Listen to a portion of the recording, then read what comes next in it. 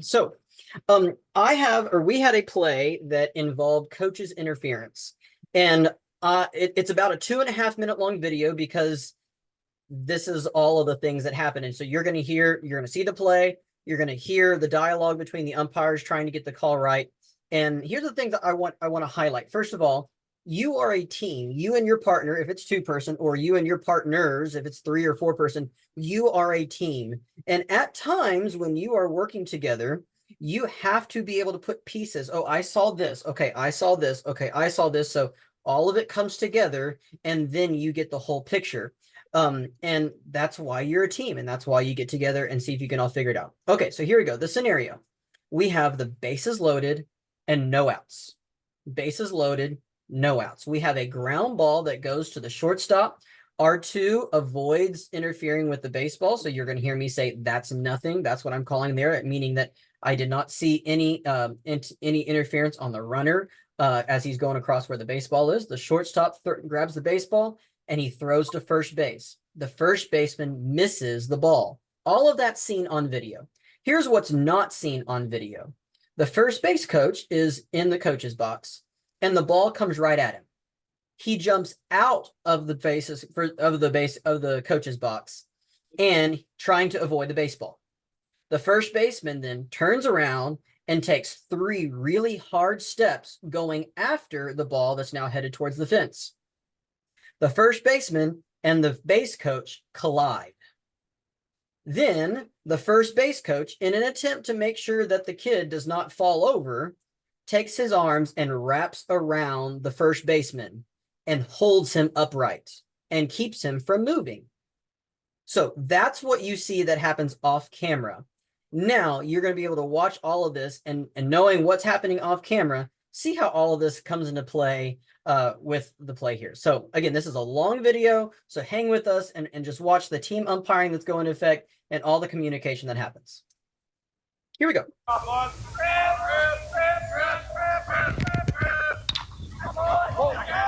That's nothing.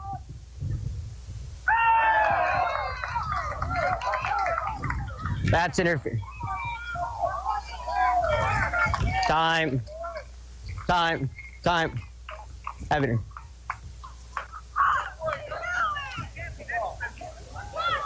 Okay, so we have interference on a coach. He's out of the coach's box. Right. He's definitely in the way. Right. When that happened, did we have the runner crossing home out already? When did that transpire? That's what I'm saying. Is so throw past. As soon as the ball gets past the first baseman, he's out of the way. That's when you get the interference call. Then he didn't score. Okay, so then the runner if you wait till it almost hits the fence, then he scores. Yeah, so it was pretty close. I mean, the ball had not hit the fence yet whenever I called interference. Right. Okay. So had the runner crossed home plate? It was pretty close by the time it hit the fence. Okay, so this is I just need some help. So the ball was on the warning track whenever we had the coach interference over there. I would say it was a step or two before he got there when he had interference. Okay, so then that R3, that's the runner that we're going to call out. Okay. So runner R3 is out. So I'm going to go talk to the actual coach and let him know on this. So does the runner go back to first?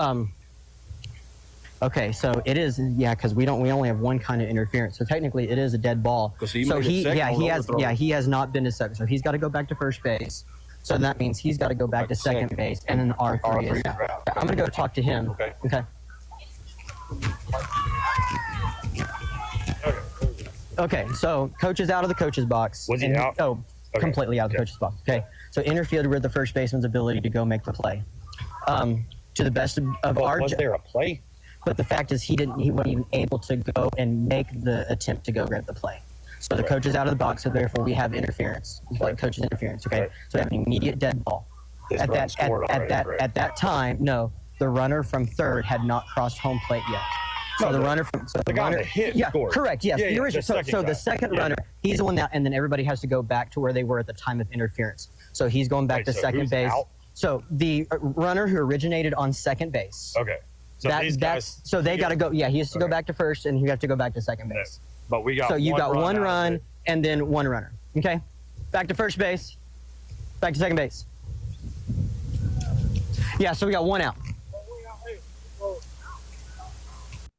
So lots to unpack here in this play and lots of discussion that leads to some really great talking points. So after the game, I sat down. I was like, okay, this is what I called, and this is what I believe is right. I really truly believe that what we were calling was right at the time, and it's fun to go back to the rule book and make sure that you are right. So this is found in Rule 3, 323 on page 30. So if you have it, I have a feeling you probably have not read this part of the rule, because I know that it has been a long time since I read it.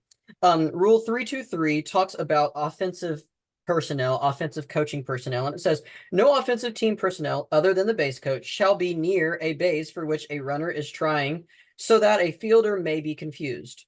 Okay, so in other words, keep everybody in the dugout. Only the base coaches need to be in their spot, and they cannot be so close to a base that they confuse the fielder, the defense. Okay, that's good. Nor be on or near the baseline in such a way as to draw a throw.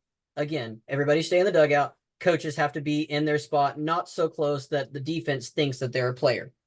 And the next thing, nor shall a base coach or members of the team at bat fail to vacate any area needed by a fielder in an attempt to put out a batter or a runner. And that's the part where this rule comes into play. And the base coach was attempting to avoid the baseball. That's great. That's a good stop. Good step one. Nicely done. But then he did not vacate the area needed by a fielder to go make a play. And it's even exacerbated by the fact that he reached around and grabbed the first baseman and prevented him from moving. You know, that play happened so fast. The base coach hopped out of the way, kind of regained his balance, and then wham, the first baseman hit. Honestly, had they just kind of bumped each other and the first baseman kept running, I probably would have had nothing. Just because we cannot realistically expect people to just vanish, right? The coach is trying to do his job of get out of the way of the baseball. That's good. Yes, awesome. But he also has to try and get out of the way of the fielder. And sometimes, you know, we're human. But the thing that got him in this scenario was that, again, that extra effort where he wrapped his hands around the first baseman and held him to where he could not move momentarily. So that's an applicable rule. And then it actually goes further down, continuing on in that. And there's some other rule references. And the penalty of this says the ball is dead immediately and the runner is out. What runner? We'll get to that in a second. The batter runner or runner may be out, as in 741F. That doesn't necessarily apply to this scenario, but the next one says, and 842G. 842G is on page 56. So if you flip with me over to page 56, it is under a title that says any runner is out. And it says any runner is out. And if you go down to G, being put out, or any runner or runners being put out is prevented by an illegal act by anyone connected with the offensive team. And these two rules just kind of correlate with each other. So what runner is out? Well, any runner could be out in this scenario. And so the first baseman, I asked myself, the first baseman was going to chase the ball in an attempt to make a play towards the plate. That's where the throw was going to be. Now, did he actually have a play at the plate? Probably not.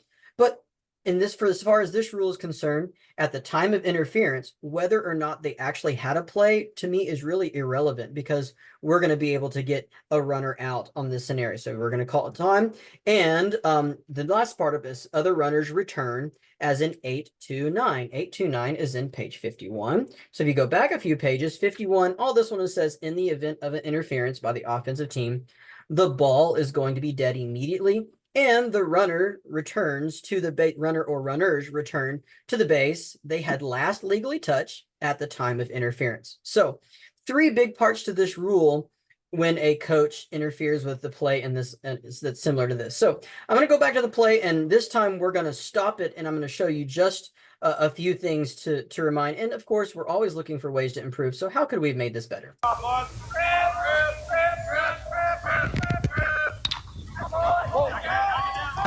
First thing I want to say is this. Anytime that you have a runner crossing a batted ball, a bounding batted ball, go ahead as a base umpire. If you have interference there, you need to call time and interference, because we could have interference by a runner doing something silly on a play like this. But if you don't have interference, give a safe sign of that's nothing thing. So that's step number 1. Let's keep watching. Nothing. Recording in progress. That's interference.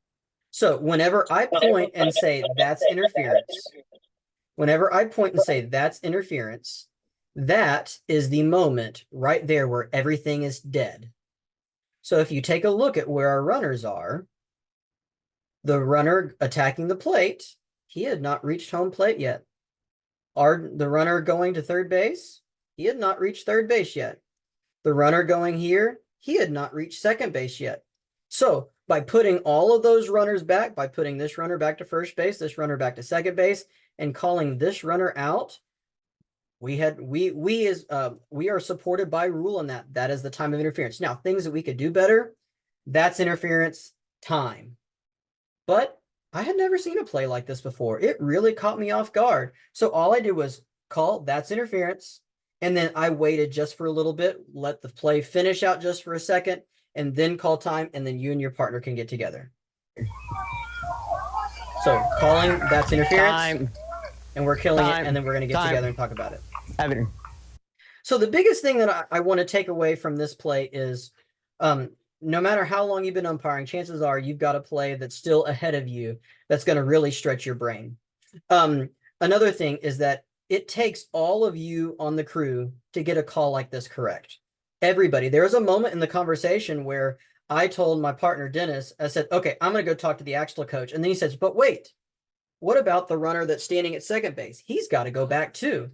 And then it's that realization, aha, you're right. There's more.